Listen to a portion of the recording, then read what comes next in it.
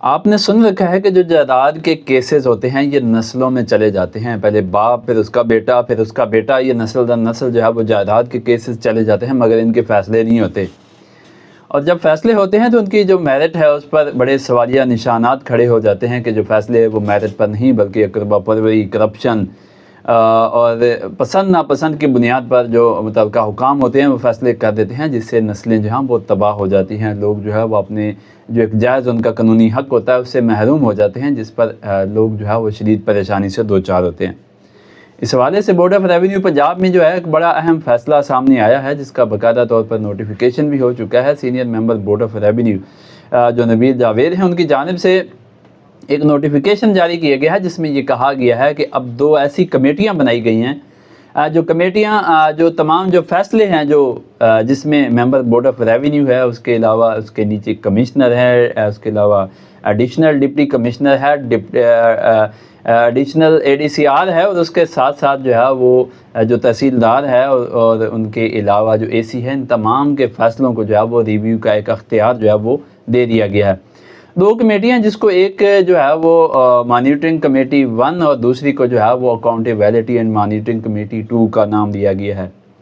ان کا سب سے بڑا فائدہ یہ ہے کہ اب وہ لوگ جو یہ سمجھتے ہیں کہ ان کے فیصلے میرٹ پر نہیں ہوئے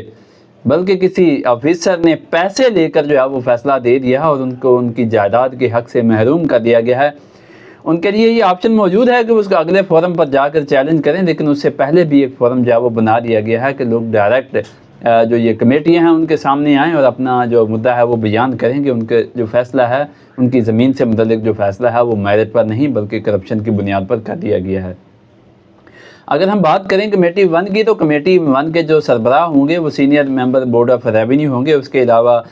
جو ممبر سیٹلمنٹ اینڈ ریہیبلیٹیشن ہیں وہ اس کے ممبر ہوں گے اس کمیٹی کے۔ اس کے علاوہ ممبر کالونیز 2 جو جوڈیشل ممبر اور سیکٹری ریونیو جو ہیں وہ اس کمیٹی کے ممبر ہوں گے۔ اگر کسی کو بھی جو ممبر بورڈ آف ریونیو جو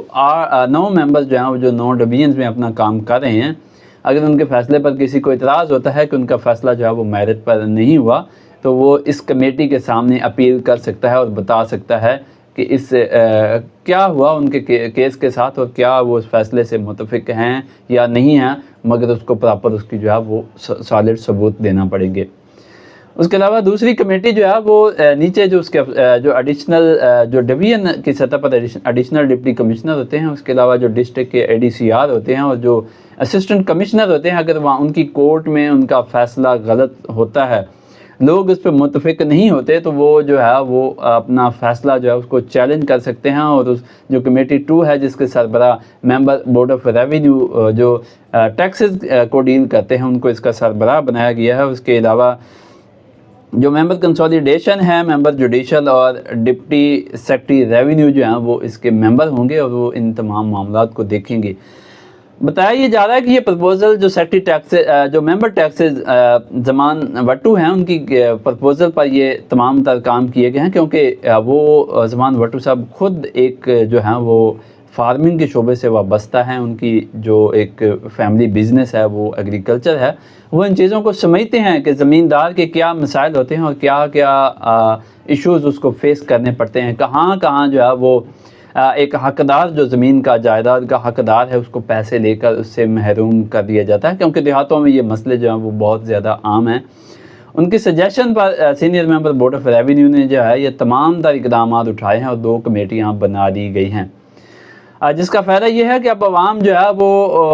جو فیصلے کورٹوں میں چیلنج ہوتے تھے، وہ وکلا پیش ہوتے تھے، اب ایک عام بندہ جس کا فیصلہ میرٹ پر نہیں ہوا، تحصیلدار نے، AC نے، ایڈیشنل ڈپٹی کمشنر نے یا ممبر بورڈ آف ریونیو نے اس کا فیصلہ میرٹ پر نہیں دیا، وہ ایک سادہ کاغذ پر اپنی درخواست لکھے گا اور اس کمیٹی کے سامنے پیش ہو جائے گا، جس سے ایک تو وہ وکلا کے باری اخراجات سے بچ جائے گا اور دوسرا اس کو یہ چانس ملے گا کہ اس کا فیصلہ جو ہے وہ میرٹ پر کیا جائے، جب جو کمیٹیاں ہیں وہ متعلقہ جو جوڈیشل فورم ہے اس کے جو سربراہ ہے اس کو طلب کریں گی، اس سے پوچھیں گی کہ کیا یہ جو فیصلہ ہے جس پر یہ بندہ اعتراض اٹھا رہا ہے، کیا یہ فیصلہ آپ نے میرٹ پر نہیں کیا، اور اگر جو کمپلیننٹ ہے وہ اس بات کو ثابت کر دیتا ہے کہ اس کا فیصلہ واقعی میرٹ پر نہیں ہوا، تو اس کو جو ہے نہ صرف اس فیصلے کو ریورس کیا جائے گا، بلکہ جو جوڈیشل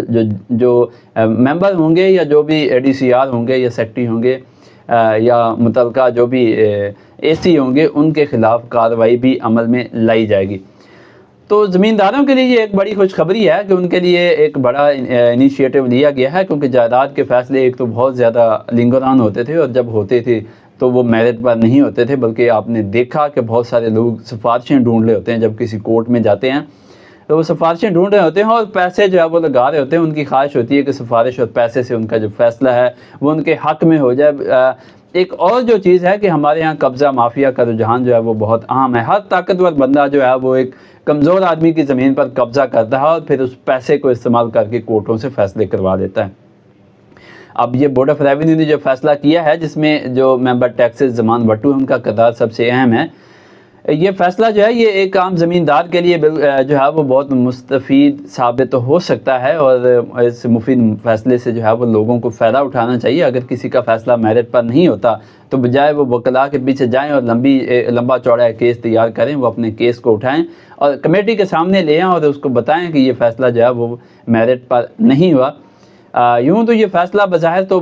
یہ جو کمیٹیاں بنائی گئی ہیں، یہ اس سے لوگوں کو بہت زیادہ فائدہ ہو سکتا ہے. وہ تمام چھوٹے زمیندار جو پہلے بھی پسے ہوتے ہیں اور ان کو عدالتوں میں اور یہ جو ریونیو کورٹس ہیں وہاں پر جو ہے مزید ذلیل کیا جاتا ہے، وہ اس ذلالت سے بچ سکتے ہیں. اور اگر ان کا فیصلہ ان کے جو اصل رائٹ ہے اس کے خلاف آتا ہے تو وہ اپنا اس فیصلہ ان کمیٹی کے سامنے جو ہے وہ چیلنج کر سکتے ہیں. آج تک کے لیے اتنا ہی. اگلے ویلاگ تک کے لیے اجازت دیجیے. اللہ حافظ.